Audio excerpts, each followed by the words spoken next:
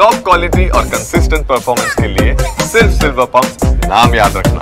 ಬೇರೆ ಬೇರೆ ಕಡೆಗೆ ಯೂರಿಯಾ ಹೋಗ್ತಾ ಇದೆ. ಪ್ಲಾಸ್ಟಿಕ್ ಉತ್ಪಾದನೆಯಿಂದ ಹಿಡಿದು ಇಂಡಸ್ಟ್ರಿಗಳ ತನಕ ಯೂರಿಯಾ ಸರಬರಾಜು ಆಗ್ತಾ ಇದೆ. ರೈತರಿಗೆ ಸಿಗಬೇಕಾಗಿರುವಂಥ ಸಿಕ್ಕಿಲ್ಲ. ನಮ್ಮ ರೈತರು ಕೂಡ ಕೆಲವೊಂದು ಸಂದರ್ಭಗಳಲ್ಲಿ ಎಗ್ಗಿಲ್ಲದೆ ಯೂರಿಯಾ ಬಳಸ್ತಾರೆ.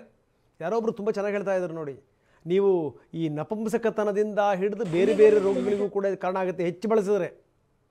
ನ್ಯಾನೋ ಯೂರಿಯಾ ಬಳಸಿ ಅಂತಂದರೆ ಕೇಳೋರು ಗತಿ ಇಲ್ಲ ಅಂತ ಸ್ಥಿತಿ. ಎಲ್ಲಿ ನೋಡಿದ್ರಲ್ಲ ಅದೇ. ಕಲಬುರಗಿನಲ್ಲೂ ಕೂಡ ಅದೇ ರೀತಿಯ ಸ್ಥಿತಿನೇ. ಕಲಬುರಗಿ ಈ ಕಡೆಗೆ ನೀವು ರಾಯಚೂರು, ದಾವಣಗೆರೆ ಎಲ್ಲಿ ನೋಡಿದ್ರೆ ಗದ್ದಲ ಗಲಾಟೆ ಯೂರಿಯದ್ದು.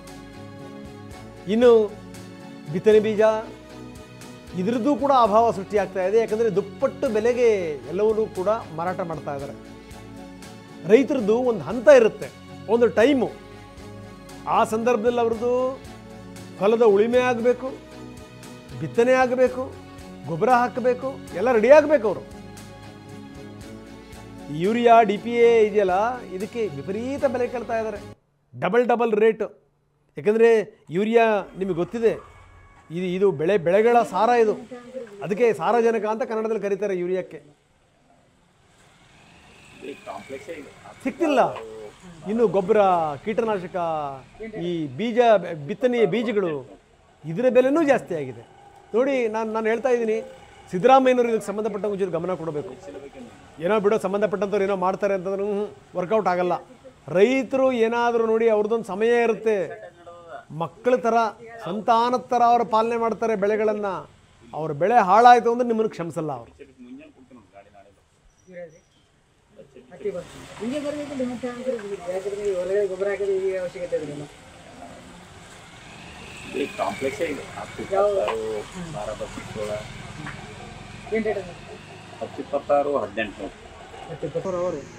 ಪ್ಯಾಕೆಟ್ ಅಣ್ಣ? ಸರ್ 1300. ಇದು 950. ಈಗ 900. ರೇವತಿ ರೀ? ಇವು ರೇವತಿ ರೇವಂತ್ ರೀ ಅದು. ಹಾಂ, ರೇವಂತ್ ರೀ. ನಮ್ಗೆ ಅಲ್ಲ ಬರಲ್ಲ ರೀ, ಮಲಗ ಶಾಲೆ ಕಲ್ತು.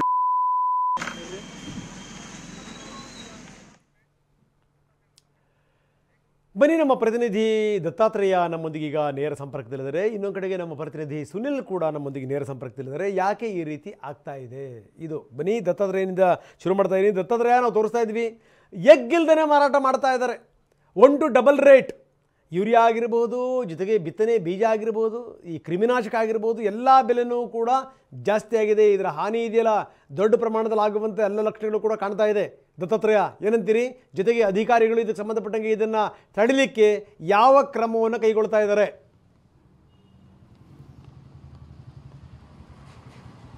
ರಂಗನಾಥ್, ನಿಜಕ್ಕೂ ರಾಜ್ಯದ ಹಲವು ಜಿಲ್ಲೆಗಳಲ್ಲಿ ಈಗಾಗಲೇ ಏನಂತಾರೆ ಯೂರಿಯಾ ಗೊಬ್ಬರದ ಅಭಾವ ಸಾಕಷ್ಟು ಸೃಷ್ಟಿಯಾಗಿದೆ.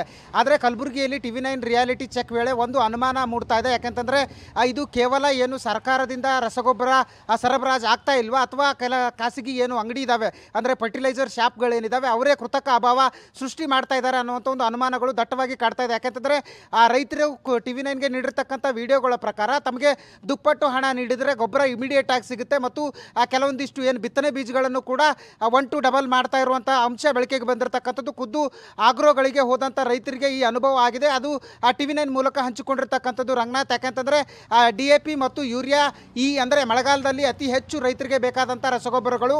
ಹೀಗಾಗಿ ಸದ್ಯ ಮಳೆ ಸ್ಟಾರ್ಟ್ ಆಗಿದೆ, ಮತ್ತೊಮ್ಮೆ ಯೂರಿಯಾ ಗೊಬ್ಬರಕ್ಕೆ ಸಾಕಷ್ಟು ಬೇಡಿಕೆ ಇದೆ. ಹೀಗಾಗಿ ರೈತರು ಯೂರಿಯಾ ಗೊಬ್ಬರಕ್ಕಾಗಿ ಅಲ್ದಾಡ್ತಾ ಇದ್ದಾರೆ. ರಾಜ್ಯದ ಕೊಪ್ಪಳ, ದಾವಣಗೆರೆ ಮತ್ತು ಬಾಗಲಕೋಟೆ ಇನ್ನಿತರ ಜಿಲ್ಲೆಗಳಲ್ಲಿ ಸಾಕಷ್ಟು ಜನ ಕ್ಯೂ ನಿಲ್ತಿದ್ದಾರೆ. ಆದರೆ ಕಲಬುರಗಿಯಲ್ಲಿ ನಿಮಗೆ ಡಬಲ್ ರೇಟ್, ಅಂದರೆ ಯೂರಿಯಾ ಗೌರ್ಮೆಂಟ್ ರೇಟ್ ಏನಿದೆ 258 ರೂಪಾಯಿ ಬಿಟ್ಟು ನೀವು 400 ರಿಂದ 500 ರೂಪಾಯಿ ಕೊಡೋ ಹಾಗಿದ್ರೆ ನಾವು ನಿಮಗೆ 1 to 2 ಲೋಡ್, ಅಂದರೆ 1 ರಿಂದ 2 ಲೋಡ್ ಗೊಬ್ಬರವನ್ನು ನಾವು ಇಮಿಡಿಯೇಟಾಗಿ ಕಳಿಸ್ತೀವಿ ಅನ್ನೋವಂಥ ಒಂದು ಮಾತುಗಳು ಖುದ್ದು ಆಗ್ರೋ ಮಾಲೀಕರು ಹೇಳ್ತಾ ಇದ್ದಾರೆ. ಹೀಗಾಗಿ ಏನು ಅಂತಾರೆ, ನಿಜವಾಗ್ಲೂ ಅಭಾವ ಇದೆಯಾ ಅಥವಾ ಕೃತಕ ಅಭಾವ ಸೃಷ್ಟಿ ಆಗ್ತಿದೆಯಾ ಅನ್ನೋವಂಥ ಒಂದು ಅನುಮಾನ ಮೂಡ್ತಿದೆ. ಯಾಕೆಂತಂದರೆ ಕಲಬುರಗಿ ನಗರದ ಕೆಲವು ಆಗ್ರೋಗಳು ಮತ್ತು ಜೇವರ್ಗಿ, ಅಡ್ರಾಮಿ ನಗರದ ಮಲ್ಲಿಕಾರ್ಜುನ್ ಟ್ರೇಡರ್ಸ್ ಇರ್ಬೋದು ಮತ್ತು ಇನ್ನಿತರ ಶಾಪ್ಗಳೇನಿದ್ದಾವೆ, ಇವೆಲ್ಲವೂ ಕೂಡ 1 to ಡಬಲ್ಗೆ ಮಾರಾಟ ಮಾಡಿರ್ತಕ್ಕಂಥದ್ದು ಬಟಾ ಬಯಲಾಗಿದೆ.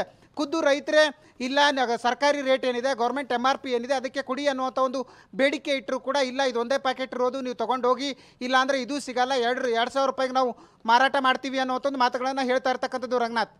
ಓಕೆ, ಧನ್ಯವಾದ ತಮ್ಮೆಲ್ಲ ಮಾಹಿತಿಗೆ. ನಮ್ಮ ಪ್ರತಿನಿಧಿ ಸುನಿಲ್ ನಮ್ಮದಿಗೆ ಈಗ ನೇರ ಸಂಪರ್ಕದಲ್ಲಿದ್ದಾರೆ. ಅವ್ರ ಜೊತೆ ನಾನು ಮಾತಾಡ್ತೀನಿ. ಜೊತೆಗೆ ಸ್ಥಿತಿಗತಿಗಳು ಏನು, ಎತ್ತ, ಇದಕ್ಕೆ ಸಂಬಂಧಪಟ್ಟಾಗಿ ಮಂತ್ರಿಗಳು ಕೂಡ ಏನು ಹೇಳ್ತಾರೆ